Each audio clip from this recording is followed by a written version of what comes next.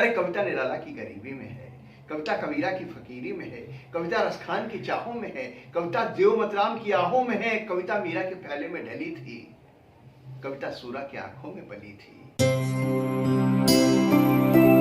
नमस्कार मित्रों, मैं doctor Santosh Sawant, LTR the great YouTube channel पर आपका स्वागत है।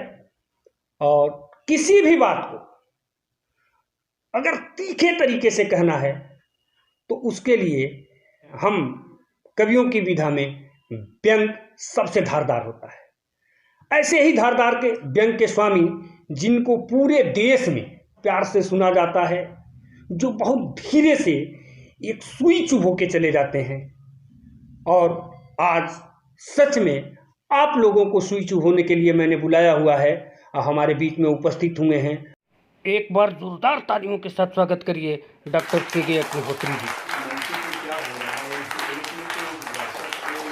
उसने डाला कह रहे थे कि मंच, कवि सम्मेलन के मंच जो पहले डिग्री कॉलेज में हुआ करते थे, इंटरमीडिएट कॉलेज में हुआ करते थे, अब होटल के हॉल में होते हैं, यानी यहाँ तक आ चुके हैं।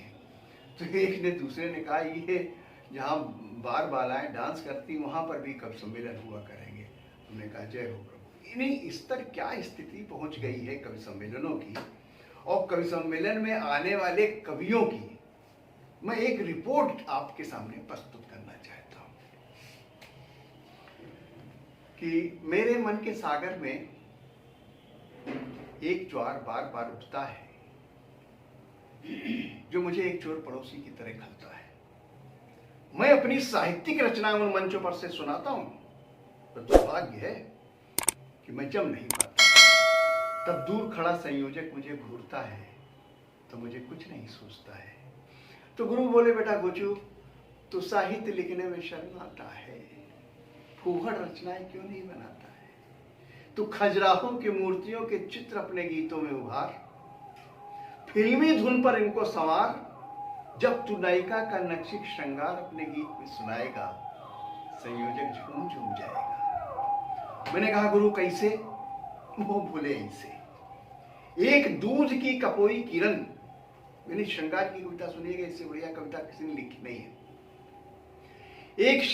एक दूध की कपोई किरण नीली झील से नहाकर निकली, विधाता के साचे में ढली, इठलाती बलखाती सच्चाती शर्माती सी आई और अपने सूरज के हाथों में देकर हाथ बोली, हे प्राणनाथ चलो चले दूर उन कुंजों में, अलियों के गुंजों में, और दोनों चले गए। मैंने पूछा फिर क्या हुआ गुरु? वो बोले, तेरी अकल कब तक घास खाएगी? आगे क्या होता है जब जनता अपने आप समझ जाएगी। आगे क्या होगा जनता अपने आप समझ जाएगी। में लिखने की टेक्निक बताओ, उदाहरण सहित हमको समझाओ।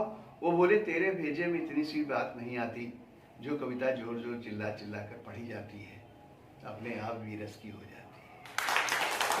उदाहरण देखो, आंधी आई, उड़ा छप्पर, 71, 72, 73, 74।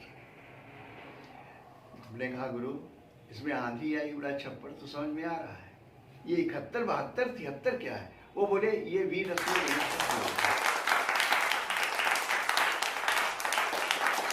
और बेटा तुझे करुण रस में भी जमाना है। इसका भी उदाहरण बताना है। जब कोई कवि कसाई की दुकान पर ले जाते हुए बकरे सा मिमियाता है, करुण रस का हो जाता है।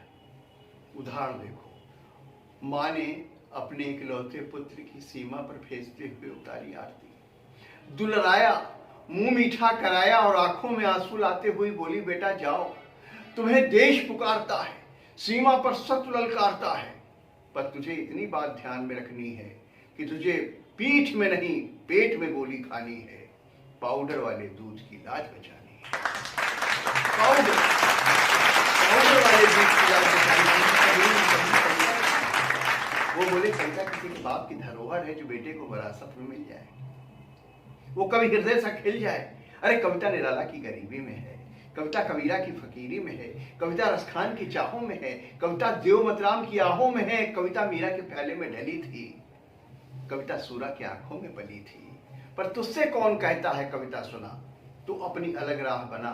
याद रख, तेरे सामने छोटे छोटे बच्चे हैं, सामने संयोजक को मोटा लिफाफा है, छोटे छोटे बच्चों को कल स्कूल जाना है, तुझे और